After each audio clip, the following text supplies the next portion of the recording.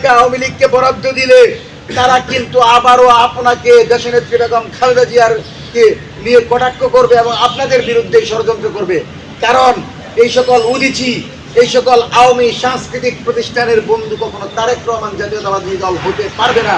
কারণ এরা দিল্লির দালাল, এরা দিল্লির তাবেদার, উগ্র হিন্দুত্ববাদী ইসকনের পৃষ্ঠপোষক। এ সকল সংগঠনের থেকে দ্রুত সময়ের ভিতর তাদের অনুদান প্রত্যাহার করতে হবে। কোনোভাবেই তাদেরকে অনুদান দিয়ে জুলাইয়ের যে আন্দোলন ছিল, জুলাইয়ের যে সাংস্কৃতিক লড়াই ছিল, সেটাকে খাটো করা যাবে না। আজকে মন্ত্রণালয়ের বিভিন্ন অনুষ্ঠানের আয়োজন করা হয়। আমরা দেখতে পাচ্ছি ঢাকা দক্ষিণ সিটি কর্পোরেশনের প্রশাসক সালামের উদ্যোগে 416 বছর পূর্তি উদযাপন অনুষ্ঠানে বিশালভাবে আয়োজনের প্রস্তুতি নেওয়া হয়েছে। সেখানে জুলাই বিরোধী আব্দুল নূর তুষারের মতো ব্যক্তিদেরকে সম্পৃক্ত করা হয়েছে এবং এই সকল ব্যক্তিদেরকে অতিথি করে সরকার তাদের অনুষ্ঠানে আমন্ত্রণ জানানো হচ্ছে। কিন্তু এখন পর্যন্ত জুলাইয়ের কোনো অংশ অথবা জুলাইয়ের কোনো শক্তিদেরকে সরকার আমন্ত্রণ জানায় না। অনুরোধ করব, জুলাই বিরোধী শক্তিগুলোকে প্রমোট করবেন না, কারণ তারাই সবার আগে দেশনেত্রী বেগম খালেদা জিয়া এবং তার শহীদ প্রেসিডেন্ট জিয়াউর রহমানের বিরুদ্ধে লাগাতার সংবাদ প্রচার করেছিল। সুতরাং যে কোনো মূল্যে এই সকল নতুন মুখোশধারী সংগঠনদেরকে মোকাবেলা করতে হবে এই সরকারের।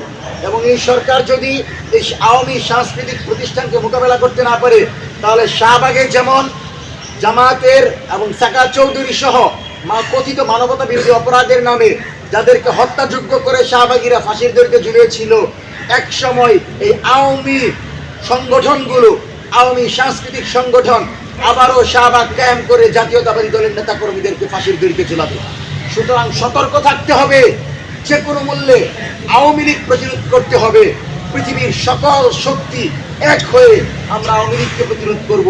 কারণ আওয়ামী লীগ জাতিসংঘের তথ্য মতে তারা 1400 মা বোন শিশুদেরকে হত্যা করে এদেশের মানুষকে একটা জুলুমতন্ত্রের মধ্য দিয়ে দীর্ঘ 16 বছর নিয়ে গেছে। আগামীতে যেন এই ধরনের জুলুম নির্যাতনের শিকার দেশের জনগণকে হতে না হয়, সেজন্যই আমরা বিচারের দাবি জানাচ্ছি।